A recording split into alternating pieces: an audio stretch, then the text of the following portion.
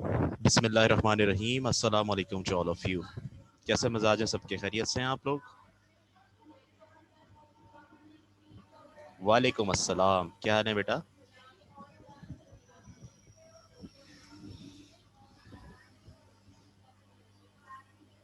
मेरी आवाज़ आ रही है सबको?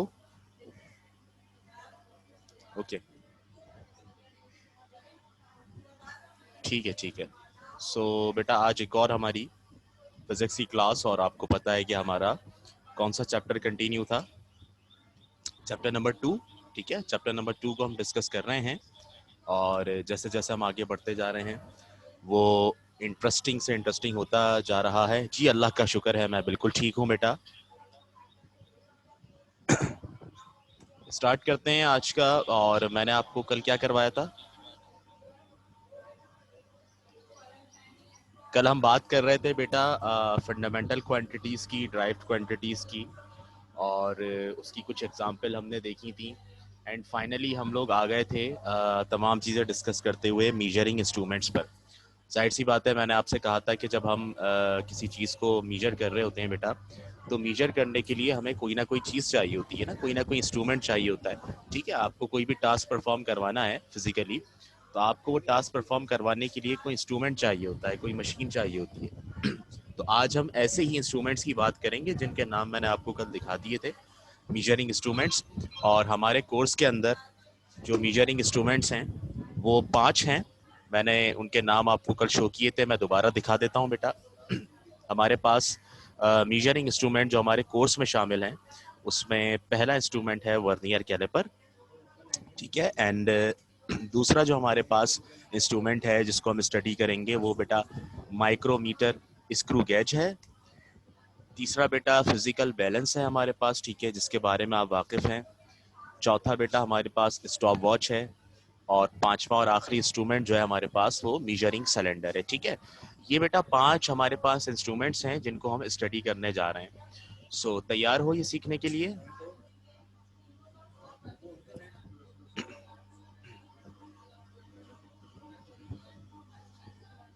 और बताता चलूं कि बेटा इसके साथ ही हमारा आज जो है ये, जैसे ही क्लास हमारी ख़त्म होगी इंशाल्लाह ताला, हमारा ये चैप्टर नंबर 2 जो है वो कंप्लीट हो जाएगा। और फिर जो नेक्स्ट हमारी क्लास होगी इंशाल्लाह ताला, उसके अंदर हम चैप्टर नंबर 3 स्टार्ट करेंगे। ठीक है, तो स्टार्ट करते हैं वर्नियर कैलिपर से। ठीक है, पहला इंस्ट्रूमेंट बेटा वर्नियर कैलिपर। और ज़रूरी है इसको देखना, जानना कि ये लगता कैसा है दिखने में। बेटा ये हमारे पास वर्नियर कैलिपर है। ठीक है, देख लो इसको।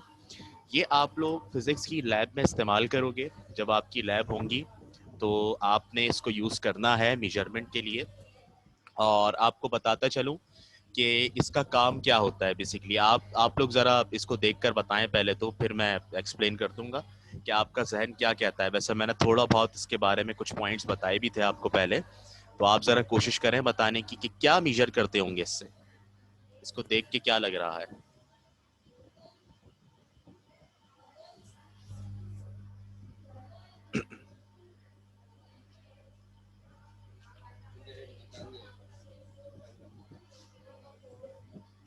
लेंथ मेजर करते होंगे, ठीक है, सही है। बेटा देखो, आप सबसे पहले इसमें देखो कि ऊपर जॉस बने हुए हैं, कुछ जॉस। ठीक है बेटा, जिस तरह से हमारे दांत होते हैं ना, ठीक है, ये कुछ उसी तरह का शेप दे रहा है, ऊपर ऊपर भी और नीचे भी। ठीक है, तो ये जॉस हैं, इंटरनल मेजरमेंट जॉस लिखा हुआ है। इंटरनल मेजरमेंट का मतलब है बेटा, जैसे मिसाल के तौर पर मेरे पास कोई बॉटल है वाटर की ना, जैसे आजकल बहुत अच्छी फैंसी बॉटल्स आती हैं पानी की, मेरे सामने भी रखी हुई है अभी एक। ठीक है, और आप लोग भी यूज़ करते हैं जब स्कूल आते हैं तो बेटा उसके अंदर खाली स्पेस होती है जिसके अंदर आप पानी भरते हो। तो अगर आप चाहते हो ना कि आप उसकी मेजरमेंट करो कि वो कितनी है, ठीक है, तो आप क्या करते हो कि ये इंटरनल इंटरनल मेजरमेंट जॉस का सहारा लेते हो और किसी भी चीज़ के अंदर की मेजरमेंट कर लेते हो। ठीक है, किसी भी चीज़ के अंदर की मेजरमेंट कर लेते हो। अंदर की मेजरमेंट कैसे कर लेते हो? आप ये जान लेते हो बेटा कि उसके अंदर कितना स्पेस है। ठीक है, यानी कि आपको अंदर की स्पेस मालूम करनी है। मैं चाह रहा हूँ कि ये जो मेरी बॉटल है ना, मैं बॉटल के बारे में ये बता सकूं कि मेरी बॉटल के अंदर कैपेसिटी कितनी है, तो कैपेसिटी के लिए मुझे उसके अंदर की मेजरमेंट करनी होगी ना, तो उसके लिए ये इंटरनल मेजरमेंट जॉज इस्तेमाल होते हैं। तो ये एक यूज तो ये हो गया इसका कि अंदर इनर डायमेंशंस मालूम करनी है, ठीक है। अच्छा, अब नीचे देखो आपके पास ये जो होते हैं ना बेटा, ये आउटर मेजरमेंट जॉज होते हैं, ठीक है, या एक्सटर्नल मेजरमेंट जॉज होते हैं, यानी इससे आप बाहर की मेजरमेंट करते हैं, ठीक है। आप बाहर की मेजरमेंट कैसे करते हैं? मिसाल के तौर पर मैंने बॉटल ली और बॉटल लेकर इन दोनों जॉस के दरमियान, देखो ये फिक्स जॉ है, ये हिलता नहीं है, और ये स्लाइडिंग जॉ है, ये ना मूव होगा, ठीक है। समझ रहे हो बात को आप सब? ये मूव होगा इस स्केल के ऊपर, ठीक है, ये मूव होगा, और हम कोई भी चीज इसके बीच में फिक्स कर देंगे, फंसा देंगे। जब वो चीज हम इसके बीच में फिक्स कर देंगे, फंसा देंगे, तो यहाँ पर एक क्लैंपिंग स्क्रू लगा हुआ है, इस क्लैंपिंग स्क्रू को प्रेस करते हैं ना बेटा, तो वो चीज टाइट हो जाती है, वहां पर फिक्स्ड हो जाती है, हिलती नहीं है। जब हिलती नहीं है तो हम आराम से ऊपर स्केल पढ़ के मेजरमेंट कर लेते हैं। आ रही है बात समझ में? तो नीचे वाले जो हैं वो आउटर मेजरमेंट के लिए इस्तेमाल होते हैं, और ऊपर वाले इंटरनल मेजरमेंट के लिए, ठीक है। तो ये इंटरनल और एक्सटर्नल का समझ में आ गया? इसमें किसी किस्म की कोई कंफ्यूजन तो नहीं है? समझ आ रही है ना बात कि इंटरनल क्या है, एक्सटर्नल क्या है?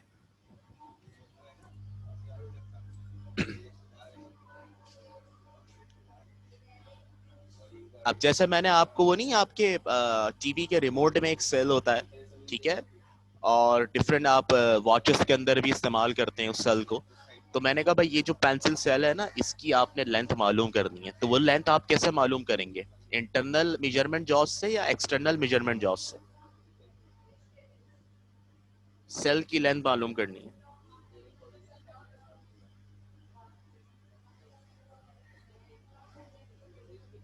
जी बेटा, बताइए। एक्सटर्नल से मालूम करेंगे ना, एक्सटर्नल से मालूम करेंगे, बिल्कुल ठीक है, क्योंकि आपको लेंथ मालूम करनी है उसकी। और अगर मैं कहता हूँ मिसाल के तौर पर, मेरे पास जो है वो एक बॉटल है, और उस बॉटल की आपने इनर मेजरमेंट मालूम करनी है, यानी उसके अंदर स्पेस कितनी है, तो ऊपर वाले इस्तेमाल करेंगे। अब इसका जो प्रॉपर यूज है वो तो जाहिर सी बात है, जब ये आपके सामने होगा, आपके हाथ में होगा, आप इसको खुद यूज करेंगे तो फिर ये कि समझ में आ जाएगा, ठीक है। अच्छा, ये बात हो गई। अब मैं एक चीज और बता देता हूँ उसके बारे में, ठीक है, जानना बहुत जरूरी है, पहले से आपका एक कंसेप्ट बना हुआ होगा ना, तो लैब में जब आप जाएंगे तो आसानी होगी। बेटा देखो, ये स्केल बना हुआ है इसके ऊपर, ठीक है ना। अच्छा, स्केल बना हुआ है, और ये जो ऊपर इसके लगा हुआ है ना जॉ, ये मूव करता है, ठीक है, ये वाला भी मूव करता है। तो जब ये मूव करता है, ये जहां जाके रुक रहा होता है, उसके हिसाब से हम इसकी रीडिंग पढ़ लेते हैं स्केल के ऊपर ना, ठीक है। ये आपके पास सेंटीमीटर में दी हुई है। तो ये जो आपके पास ऊपर स्केल बना हुआ है, ये वाला पूरा स्केल, ठीक है, ये बेटा मेन स्केल कहलाता है, मेन स्केल। और मेन स्केल के ऊपर भी कुछ मजीद आपके पास डिवीजन हुई हुई है यहाँ पर, ठीक है, कुछ मजीद डिवीजन हुई हुई है, मजीद इसको कहना चाहिए कि एक्यूरेट मेजरमेंट करने के लिए, ठीक है। तो उस ऊपर वाली जो पट्टी है उसको हम नाम देते हैं बीम का। बीम जैसे छत को कहते हैं ना, तो ऊपर वाली चीज है ये, तो इसको बीम नाम देंगे। और ये पूरा स्केल जो है ना, वो हमारे पास मेन स्केल कहलाता है, ठीक है। अच्छा, अब एक स्केल वो है बेटा नीचे जो स्लाइडिंग जॉ के साथ मूव करेगा, देख रहे हैं आप, ये स्लाइडिंग जॉ के ऊपर बना हुआ है, ये रहा स्लाइडिंग जॉ के ऊपर, ये छोटी छोटी मेजरमेंट यहाँ पर बनी हुई है, डिवीजन बनी हुई है, ठीक है। तो ये जब मूव करेगा तो इसको हम कहते हैं वर्नियर स्केल। मूव मूव होने वाला वर्नियर स्केल है, और एक दूसरा स्केल है बड़ा स्केल, वो मेन स्केल है, ठीक है। ये चीजें हो गई आपके पास। अच्छा, अब एक और चीज है आपके पास, आखिरी चीज। मैंने कहा कि भाई ये इंटरनल मेजरमेंट भी करता है, एक्सटर्नल मेजरमेंट भी करता है, ठीक है। और यहाँ पर लिखा हुआ है डेप्थ मेजरिंग ब्लेड। एक आखिरी चीज यहाँ पर ये देख लें, डेप्थ मेजरिंग ब्लेड। तो इससे क्या मालूम करते होंगे? इससे क्या मालूम करते होंगे? डेप्थ मेजरिंग ब्लेड, यकीनन इससे डेप्थ, गहराई मालूम करते होंगे किसी चीज की, ठीक है। अब जैसे मैंने कहा ना कि वो ऊपर आपके पास जो है वो इंटरनल मेजरमेंट जॉज है बेटा। तो इंटरनल मेजरमेंट जॉज ये बताते हैं कि जैसे मिसाल के तौर पर पानी की जो बॉटल है वो कितनी वाइडर है, ठीक है ना, वो कितनी वाइडर है। लेकिन अगर मुझे लेंथ मालूम करनी हो कि कितने अंदर तक है, लेंथ से मुराद डेप्थ मालूम करनी हो कि कोई चीज कितनी खाली है अंदर से, ठीक है, तो वो डेप्थ मेजरिंग ब्लेड से मालूम करूंगा। मैं क्या करूंगा, ये जो है ना, ये इतना सा ब्लेड नहीं होता, ये ब्लेड बहुत बड़ा होता है, जितना स्केल है ना ये उतना बड़ा होता है। इसको हम खींचते हैं पकड़ के, तो ये बाहर आ जाता है पूरा, ठीक है। और फिर इस ब्लेड को हम अंदर इंसर्ट कर देते हैं जिस चीज की हमें डेप्थ मेजर करनी होती है, तो उस हिसाब से फिर हम इसको इजीली मेजर कर लेते हैं। ठीक है, तो इस तरह ये हमारा जो वर्नियर कैलिपर है बेटा, ये वर्क करता है। ठीक है, तो ये आप देख लो और मुझे बता दो इसमें अगर अभी कोई सवाल जहन में आ रहा है तो। बहुत सिंपल सी चीजें हैं ये जो कि मैंने बता दी हैं। अब आप जब लैब में जाएंगे तो आपको सॉल्व करने में जो है ना वो बहुत मतलब इसको परफॉर्म करने में एक्सपेरिमेंट को इतनी मुश्किल नहीं होगी जितनी अक्सर हो जाती है, क्योंकि बच्चे पहले से नहीं जान रहे होते अगर चीज़ को। तो ये है। एक चीज़ इसकी और बतानी है मुझे, कोई सवाल तो नहीं है ना? क्लैंपिंग स्क्रू क्या करता है? अच्छा, क्लैंपिंग स्क्रू बेटा जकड़ लेता है। जकड़ने से मुराद है कि ये जो नीचे वाले जॉज हैं, एक्सटर्नल जॉस हैं, ठीक है, ये हम इन दोनों में बेटा जब कोई चीज इंसर्ट करेंगे मेजर करने के लिए, तो जब ये इसके करीब आएगा स्लाइडिंग जॉ, तो बेटा हल्का सा भी हाथ लगेगा तो वो चीज तो निकल के गिर जाएगी, वो चीज फिक्स थोड़ी है। तो इसको फिक्स करने के लिए, टाइट करने के लिए हम क्लैंपिंग स्क्रू इस्तेमाल करते हैं। ठीक है, स्क्रू का काम क्या होता है? किसी चीज को फिक्स कर देना। तो क्लैंपिंग स्क्रू है, जब हम इसको यहाँ से ऐसे ओपन करते हैं, इसके साथ लगाते हैं, तो ये क्या होता है आपके पास कि जो भी चीज यहाँ इंसर्ट की हुई होती है वो इसको जकड़ लेता है, आराम से फिक्स कर देता है। ठीक है, ये काम है क्लैंपिंग स्क्रू का।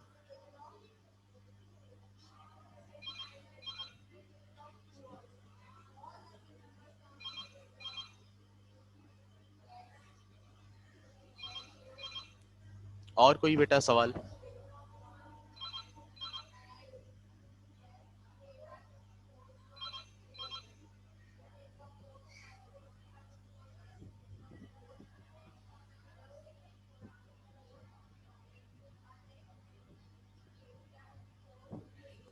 नो?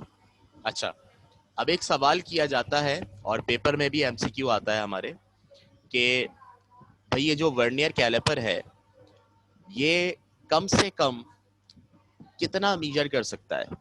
यानी अगर इससे हम डेप्थ मीजर कर रहे हैं या आउटर डायमेंशन मीजर कर रहे हैं या इंटरनल डायमेंशन मीजर कर रहे हैं, तो मिनिमम ये कितनी मेजरमेंट कर सकता है? 1 सेंटीमीटर कर सकता है, 1.4 सेंटीमीटर कर सकता है, कितनी कर सकता है?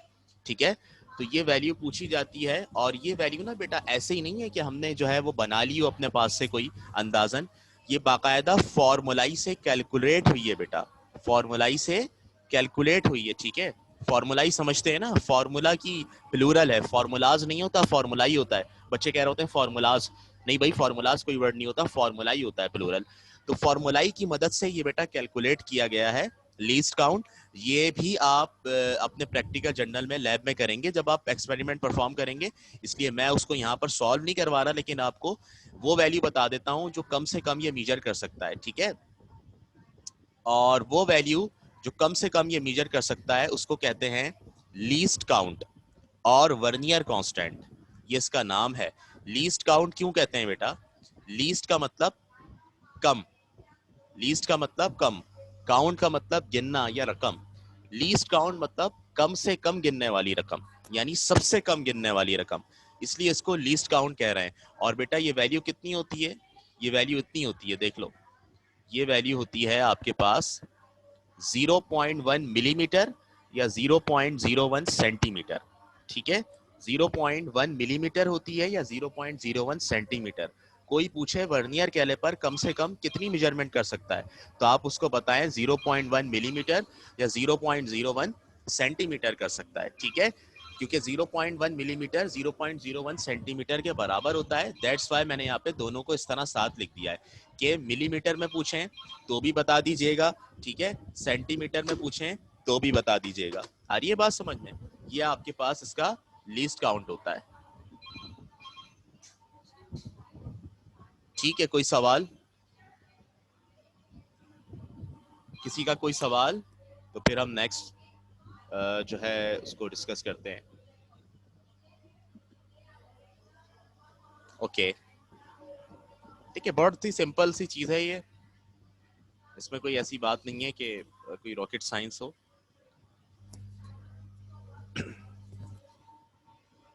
सही है, टाइम पे आया करें क्लास के अंदर, बाज लोग टाइम पर नहीं आ रहे हैं।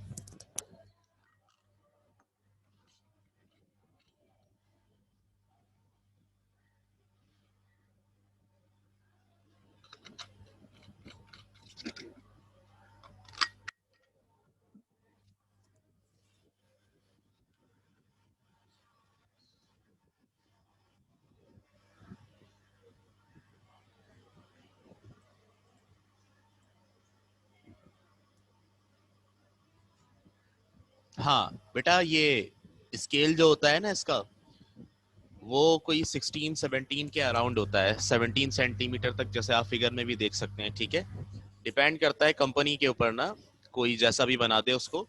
तो कम से कम 16, 17, 18 इस रेंज में बनाया जाता है कि इतना सेंटीमीटर मीजर कर ले मैक्सिमम। ठीक है,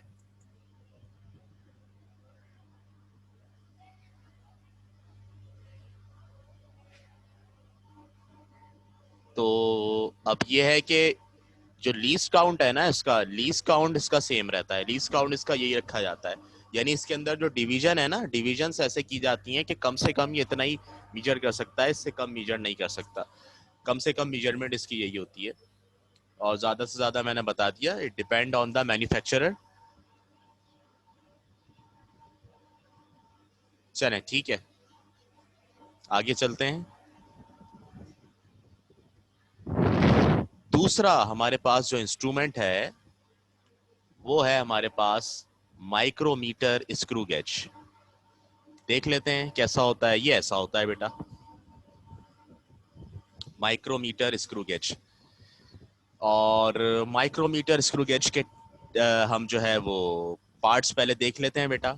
सबसे पहले पार्ट यहाँ पर मैं आपको बता दूं, ये जो यू शेप बना हुआ है, यू शेप बना हुआ है, ये आपके पास फ्रेम कहलाता है। ठीक है, इसी तरह से ये एक स्केल है, इसको स्लीव कहते हैं। और ये एक पार्ट है जिस पार्ट के दरमियान, जिस पार्ट के साथ कोई भी चीज हम इंसर्ट करेंगे मीजर करने के लिए। ठीक है, तो छोटा वाला पार्ट जो है वो एनविल है, बड़ा वाला पार्ट स्पिंडल कहलाता है। एंड इसी तरह अगर आए आप, तो ये एक सर्कुलर स्केल होता है बेटा, यानी इसको मूव कर सकते हैं सर्कुलर, तो ये थिम्बल कहलाता है। एंड उसके बाद एक है रैशेट। अभी सबके फंक्शन बता देता हूं मैं। पहले तो ये देख लेते हैं कि ये चीज जो है वो क्या करती है, कैसी मेजरमेंट करती है। क्या ख्याल है आपका, इतनी सी जगह में क्या मीजर हो सकता है?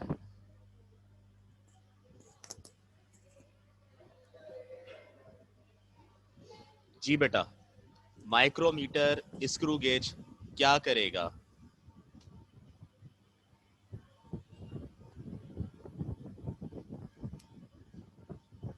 अच्छा, डायामीटर का वर्ड जब भी इस्तेमाल करें ना, तो उसके साथ सर्कुलर का वर्ड यूज करने की नीड नहीं है। डायामीटर होता ही सर्कल का है। टेनी थिंग्स जवाब आया है मेरे पास।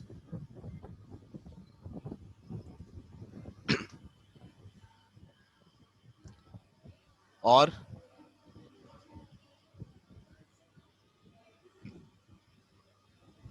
माइक्रोमीटर को मीजर करेगा, तो माइक्रोमीटर क्या होता है?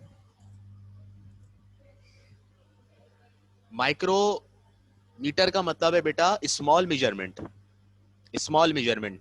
ठीक है, ये बहुत स्मॉल मेजरमेंट करता है।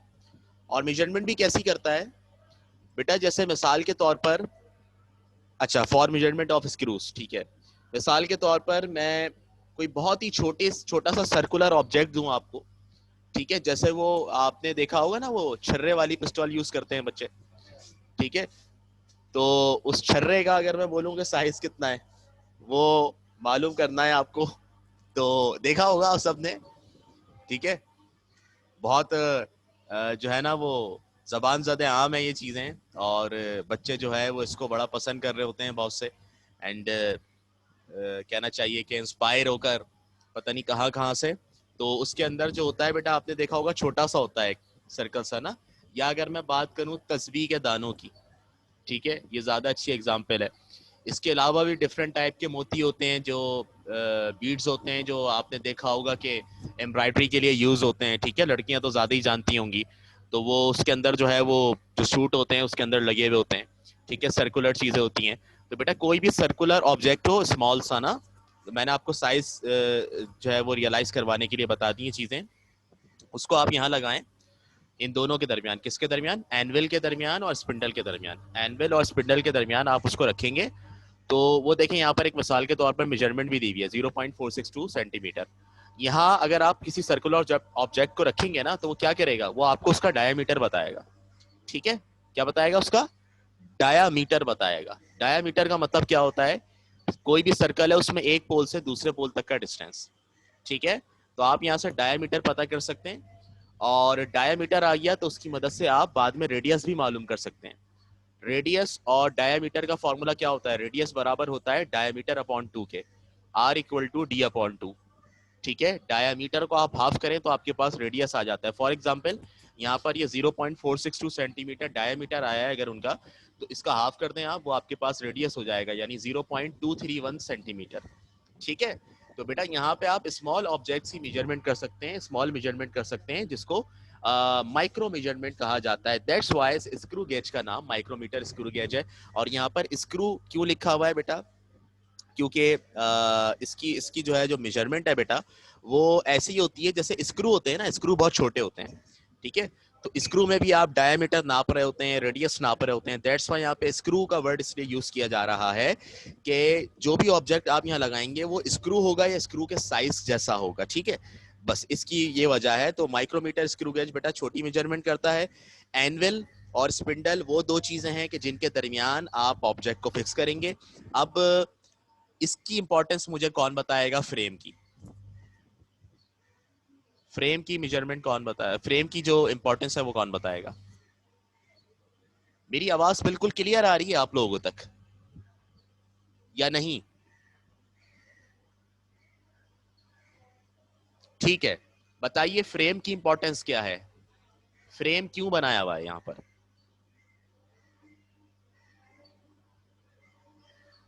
अच्छा, नोटेड। अटक रही है मेरी आवाज।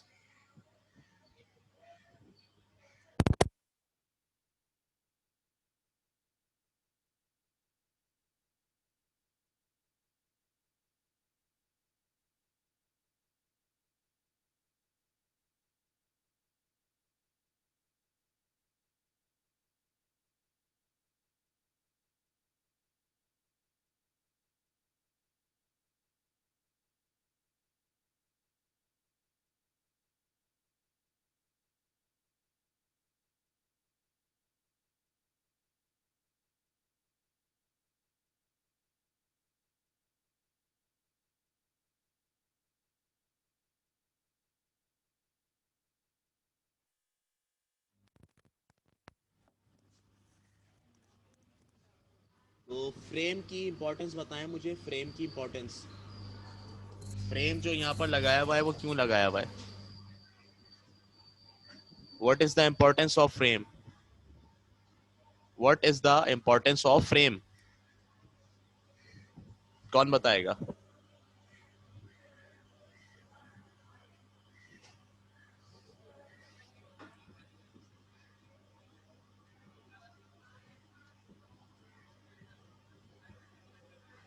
जी बेटा।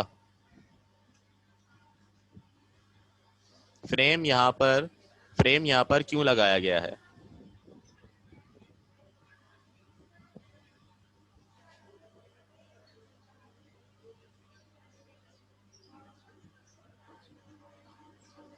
बिल्कुल, अगर फ्रेम नहीं होता तो हम चीज होल्ड नहीं कर पाते, फिक्स करने के लिए लगाया गया है। ठीक है, it connects spindle and anvil. बिल्कुल सही जवाबात हैं आप लोगों के।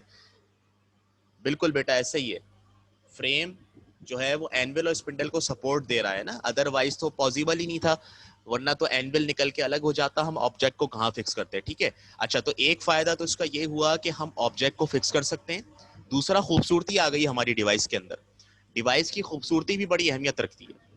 ठीक है, तो अब देखें, जैसे डिफरेंट आपके पास लैपटॉप्स होते हैं, तो लैपटॉप में कीबोर्ड डिफरेंट टाइप्स के होते हैं। ठीक है ना, वाइट कलर के भी होते हैं कोई, और जैसे हमारी स्पेशल कीज हैं, मेन कीज हैं, इंटर वगैरह, कैप्स लॉक, उसके कलर जो है वो डिफरेंट कर देते हैं। ठीक है, तो चीज की खूबसूरती भी बड़ी अहमियत रखती है। जहाँ उसका यूज अहमियत रखता है वहीं उसकी खूबसूरती भी अहमियत रखती है। तो ये एक बहुत अच्छा इसके अंदर लुक आ गया है इससे। अच्छा बेटा, ये जो स्लीव है ये क्या है बेटा? ये भी एक स्केल है, ये भी एक स्केल है, और ये भी एक स्केल है जो यहाँ पर थिम्बल बना हुआ है। थिम्बल मूव करता है तो बेटा एक स्केल है जो सर्कुलर है। ठीक है, और ये स्लीव जो है बेटा ये लीनियर स्केल है। इसको मेन स्केल कहते हैं स्लीव को, और थिम्बल को कहते हैं सर्कुलर स्केल। जब सर्कुलर स्केल को हम घुमाते हैं ना, तो हमारा जो ऑब्जेक्ट है वो एनविल और स्पिंडल के दरमियान फिक्स होने लगता है। ठीक है, जैसे जैसे हम थिम्बल को घुमाते जाते हैं, हमारा स्पिंडल आगे बढ़ता जाता है। ठीक है, और जैसे जैसे हमारा स्पिंडल आगे बढ़ता जाता है, हमारा ऑब्जेक्ट एनविल और स्पिंडल के दरमियान फिक्स से फिक्स होता जाता है। अच्छा, अब हम ये चाहते हैं कि हमारा ऑब्जेक्ट बिल्कुल फिक्स हो जाए, हिले ना, क्योंकि मेजरमेंट जब अच्छी होती है जब आपका ऑब्जेक्ट अच्छी तरह से फिक्स हुआ हुआ हो। ठीक है, तो पीछे जो पार्ट दिया हुआ है ना, रैशेट, रैशेट, ये रैशेट क्या करता है कि अगर थिम्बल ने कोई कसर छोड़ दी हो ना ऑब्जेक्ट को फिक्स करने में, तो हम रैशेट को घुमाते हैं। जब रैशेट को घुमाते हैं ना, तो उसके अंदर मजीद पुख्तगी आ जाती है और वो मजीद फिक्स हो जाता है। ठीक है, और उसके बाद हमारी जो मेजरमेंट होती है वो आसान भी हो जाती है और एक्यूरेसी भी बढ़ जाती है। तो इसलिए हमने पीछे रैशेट भी लगाया हुआ है। सही है बेटा, ये बात क्लियर हुई? अब ये जो स्लीव और थिम्बल है ना, इन दोनों की मदद से मिलकर इन दोनों स्केल की रीडिंग को हम पढ़ते हैं, क्योंकि ये थिम्बल जहां जाके रुकता है, सर्कुलर स्केल जहां जाके रुकता है, उसके हिसाब से ही मेन स्केल की भी रीडिंग होती है। फिर दोनों का आपस में फॉर्मूले के थ्रू सॉल्व करते हुए हम एक फाइनल वैल्यू फाइंड आउट करते हैं। तो ये हमारे पास माइक्रोमीटर स्क्रू गेज की वर्किंग है बेटा। ठीक है, अब इस जिस तरह से हमारे पास जो वर्नियर कैलिपर है, वर्नियर कैलिपर का भी एक लीस्ट काउंट था, इसी तरह हमारे पास जो माइक्रोमीटर स्क्रू गेज है, माइक्रोमीटर स्क्रू गेज का भी हमारे पास एक लीस्ट काउंट होगा बेटा। और इसका जो हमारे पास लीस्ट काउंट है वो कुछ यूं है, 0.01 मिलीमीटर या 0.001 सेंटीमीटर, ये कम से कम मेजर कर सकता है। ठीक है, ये हमारे पास माइक्रोमीटर स्क्रू गेज की बात हो गई। अब बताओ अगर आपका कोई सवाल है तो।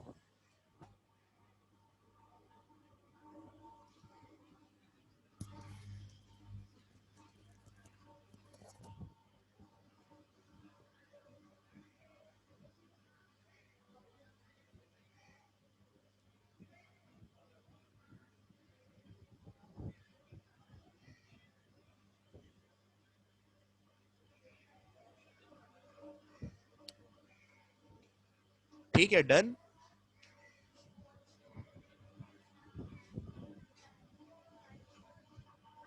नहीं बेटा, हाँ, स्पिंडल मूव होता है और स्पिंडल मूव थिम्बल की मदद से होता है। थिम्बल को घुमाते हैं तो स्पिंडल मूव होता है और फिर ऑब्जेक्ट फिक्स हो जाता है।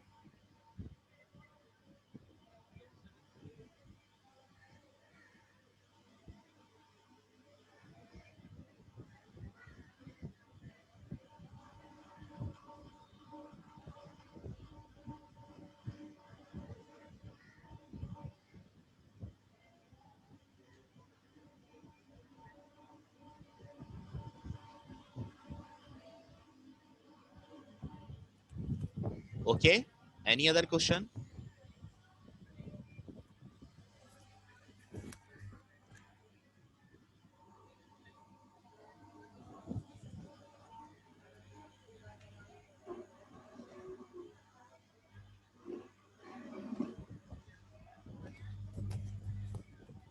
ओके बेटा, अब आते हैं एक और इंस्ट्रूमेंट के ऊपर।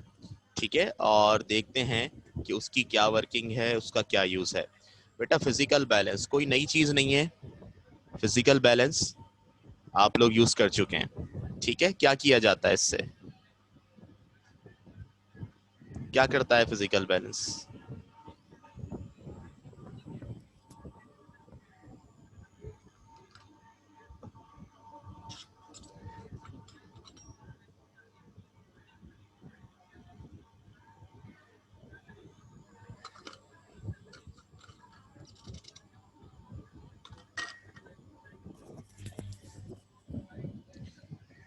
बैलेंस करता है। अच्छा,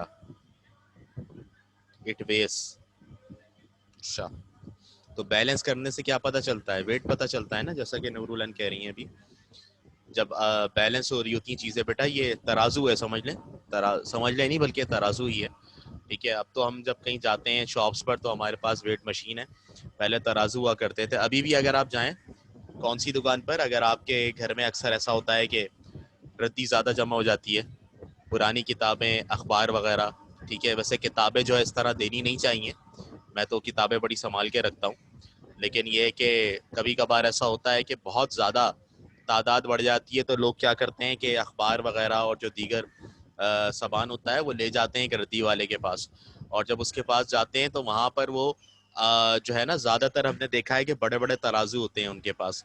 उस तराजू में वो पूरे ऑब्जेक्ट्स को रखते हैं, क्योंकि अक्सर औकात लोग ज़्यादा सामान ले आते हैं, तो एक तरफ वो वेट रखते हैं और दूसरी तरफ सामान रख देते हैं, उसको मीजर करते हैं। वो जब वो बैलेंस हो जाता है, बैलेंस का मतलब दोनों तरफ बराबर होता है, तो बता देते हैं भाई आपका इतना वेट हुआ, ठीक है, उस हिसाब से वो पैसे इनायत फरमा देते हैं, ठीक है। तो ये फिजिकल बैलेंस का यही काम है बेटा।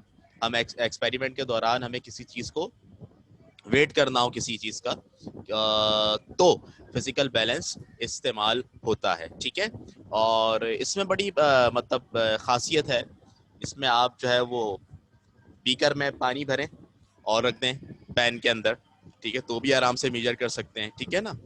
जिस चीज़ का आप मेजर करना चाह रहे हो, आपने देखा होगा लैब के अंदर केमिस्ट्री में कि छोटे छोटे इसके वेट्स भी हैं, ठीक है, जो आप इसके अंदर रखते हैं एक पैन के अंदर, और दूसरी तरफ से आप मेजर करते हैं। इसकी सेटिंग है, इसकी सेटिंग जब तक सही नहीं होगी ना, जब फिक्स नहीं होगा हर ऑब्जेक्ट इसके अंदर, तो जब तक ये सही वर्क नहीं करेगा, जब भी जो है ना वो बच्चों की तरफ से शिकायत आ रही होती है कि सर हमारी रीडिंग सही नहीं आ रही, सर हमसे ये संभल नहीं रहा, ठीक है। तो असल में होता बड़ा सेंसिटिव है, और इसको जो है ना वो तरीके से यूज़ करना चाहिए। जैसे इसकी नीडल वगैरह है ना, वो ज़रा सी अगर आपने हाथ में ज़ोर से पकड़ ली तो वो टेढ़ी हो जाएगी, टिल्ड हो जाएगी, और फिर उसके बाद वो मेजरमेंट सही नहीं करेगा, ठीक है ना। इसी तरह से अब ये देख लें आपके पास, यहाँ से स्टार्ट करते हैं हम राइट से। ये स्केल लिखा हुआ है बेटा यहाँ पर, ठीक है, स्केल लिखा हुआ है, स्केल मेजरमेंट के लिए है इसके अंदर। और सेंट्रल पिलर है, सेंट्रल पिलर मतलब जिस पिलर के ऊपर ये दोनों खड़े हुए हैं, जिन दोनों को फिक्स किया हुआ है। फिर प्लम लाइन है, प्लम लाइन क्या है आपके पास, ये व्हाट इज प्लम लाइन, देखिए आपने प्लम लाइन इसके अंदर,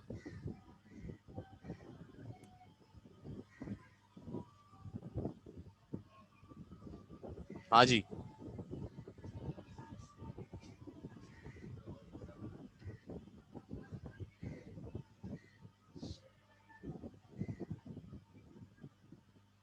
ये प्लम लाइन अक्सर औकात होती है फिजिकल बैलेंस के अंदर, और अक्सर नहीं होती, ठीक है।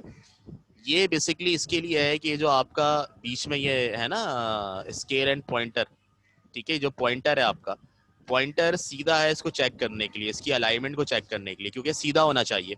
जब आप मेजरमेंट करना शुरू कर रहे हैं ना, तो ये बिल्कुल बीच में होना चाहिए, ठीक है। तो उसको चेक करने के लिए है सिर्फ, अच्छा, क्योंकि इसकी सीध पता चल जाए आपको कि सीधा है कि नहीं।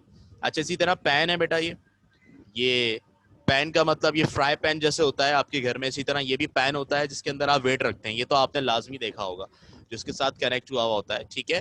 तो उसके अंदर आप एक तरफ अपना ऑब्जेक्ट रख रहे होते हैं जिसका आपने वेट करना है, दूसरी तरफ आप वेट रख रहे होते हैं, ठीक है।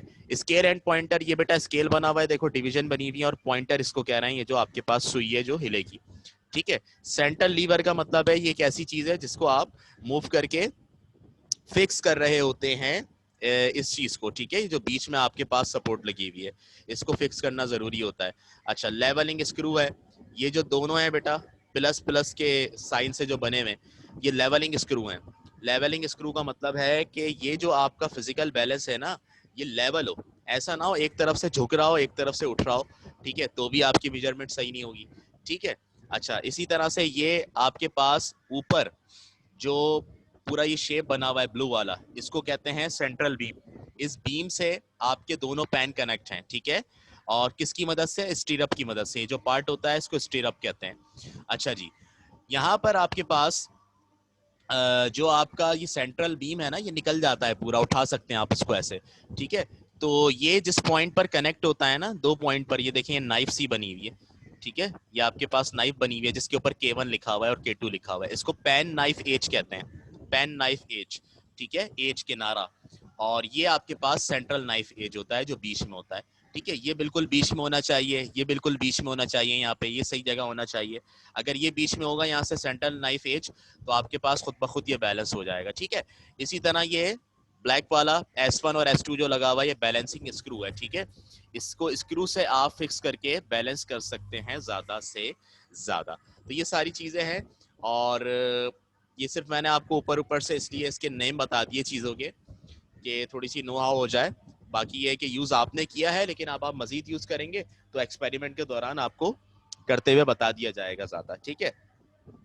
ये हमारे पास फिजिकल बैलेंस हो गया। अब देखें मज़ीद 2 डिवाइसेस हमारे पास और हैं, उससे पहले आप बता दें अगर कोई सवाल है जहन में, तो फिर मैं बाकी वो 2 डिवाइसेस भी बता देता हूँ।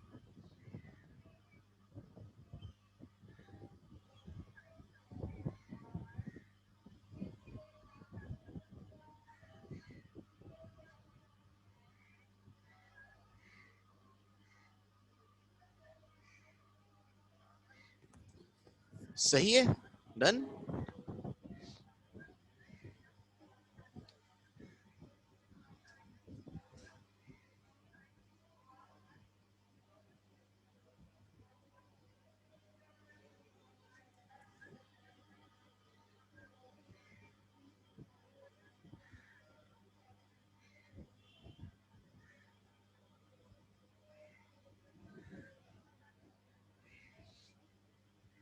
ओके बेटा,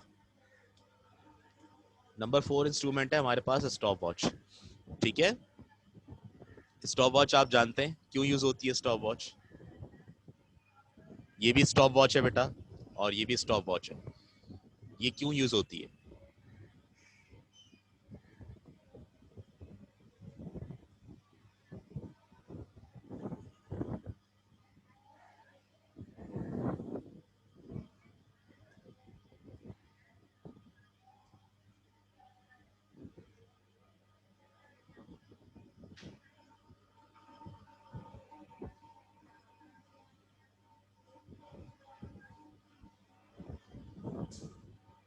for the measuring of time intervals, Maryam कह रही हैं, आयशा कह रही हैं टाइम मेजर करने के लिए। बिल्कुल ऐसा ही है। जब हमें मेजरमेंट करनी हो टाइम इंटरवल की, जैसे यहाँ पर ये येलो वाली स्टॉप वॉच के अंदर टाइम जो है वो रुका हुआ है यहाँ पर 1 मिनट 23 सेकेंड यहाँ पर, या ये 1 आवर 23 मिनट है और 44 सेकेंड है, ठीक है।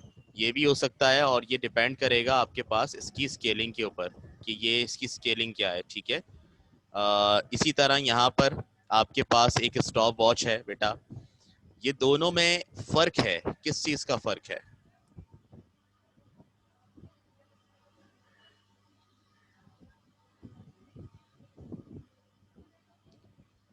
What is the difference between these two stop watches?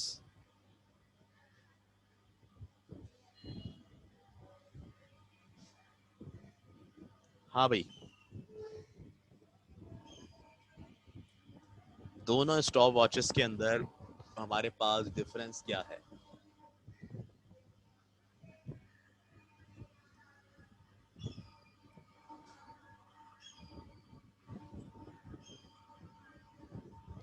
Yellow one showing only the time. समझा नहीं मैं बात। Yes, one is digital. एक में डिजिट है, एक में सुई है। ये क्या रही है फिजा?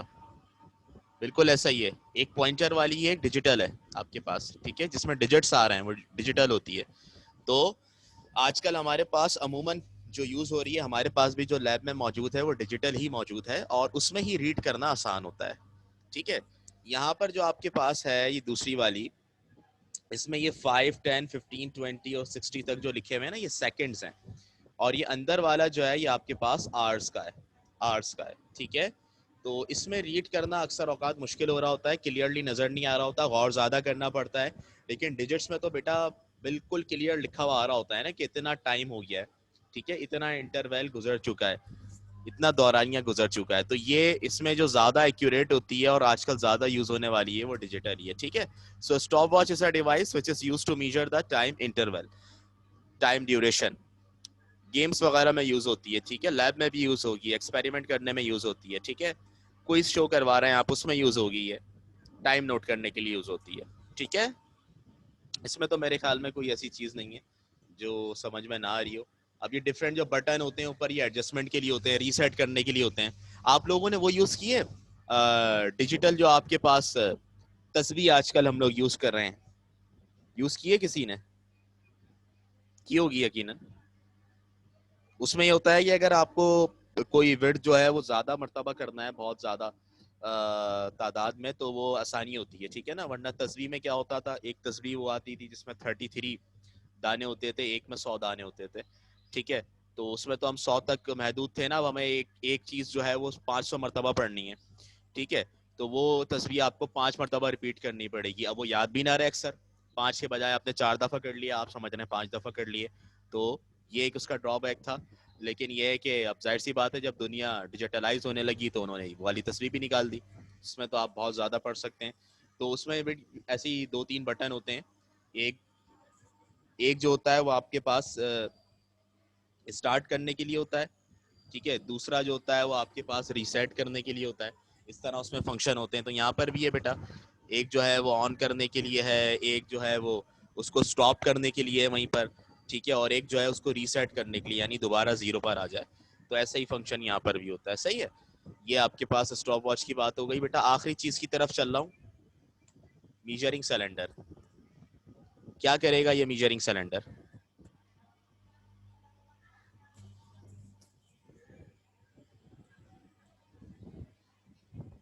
मीजरिंग सिलेंडर का फंक्शन क्या होगा?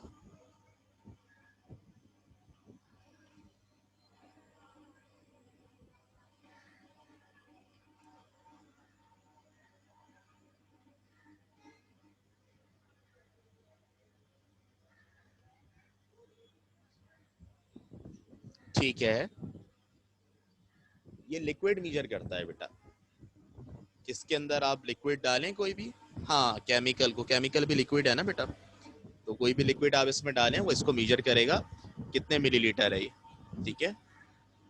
कितने लीटर है ये, मिलीलीटर लीटर में इसको वो मीजर कर देगा, सही है। आप स्केल देख लें ऊपर, मिलीलीटर में ही दिया हुआ है ये स्केल ना।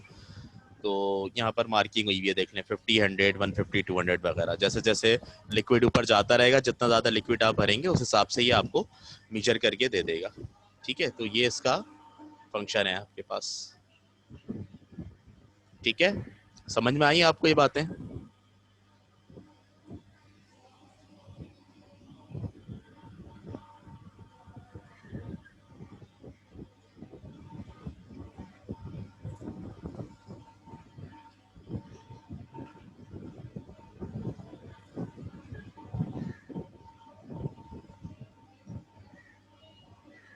आज का जो लेक्चर था तमाम मैंने आपको मीजरिंग इंस्ट्रूमेंट बता दिए हैं, और इसमें मुझे बता दें आप कि आपका कोई सवाल है, कोई चीज़ ऐसी जो समझ में ना आई हो आपको।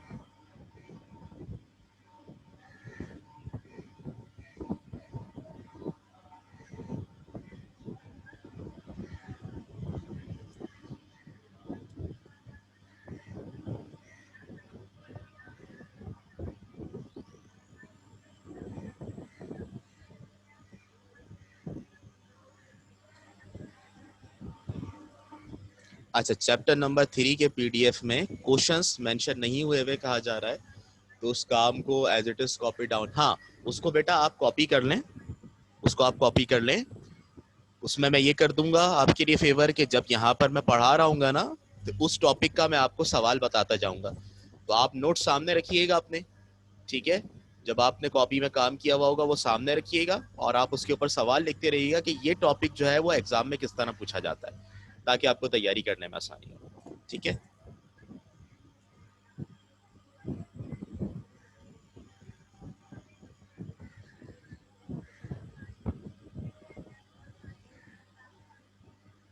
डिस्कस करेंगे, अभी बहुत सारी चीजें डिस्कस करने के लिए हैं। अभी ये 1 और 2 चैप्टर जरा लाइट था, तो इसमें मैंने ज्यादा अभी एग्जामिनेशन पॉइंट ऑफ व्यू से ये कितना आता है वो अभी आपको इतना नहीं बताया मैंने। अब 3, 4, 5 ये वो चैप्टर हैं जिनका वेटेज ज्यादा है ना एग्जाम में। तो अब मैं आपको जरा वहां से दिखाता रहूंगा कि ये क्वेश्चन इस तरह पूछा गया है, ठीक है, ताकि आपको उसकी अहमियत का भी अंदाजा होता रहे ना फ्यूचर में। सो ये बेटा चैप्टर नंबर 2 भी आज हमने कंप्लीट किया अल्हम्दुलिल्लाह। नेक्स्ट क्लास में हम चैप्टर नंबर 3 का आगाज कर देंगे इंशाल्लाह। और आई होप कि आपको ये चीज़ें जो हैं वो समझ में आ रही होंगी। इसमें मुश्किलात का सामना नहीं होगा। अक्सर औकात चीज़ें समझ में नहीं आ रही होती हैं, कुछ कन्फ्यूजन होती है, पूछ लिया करें, बार बार पूछ लिया करें, ठीक है, इसीलिए बार बार आपसे रुक के पूछ भी रहा होता हूँ। तो कॉन्सेप्ट को अपने क्लियर करें, कॉन्सेप्ट क्लियर होगा हर जगह स्टैंड करेंगे, कॉन्सेप्ट क्लियर नहीं होगा तो मसाइल खड़े होंगे आपके लिए। सो आज की क्लास को हम यहीं पर स्टॉप करते हैं।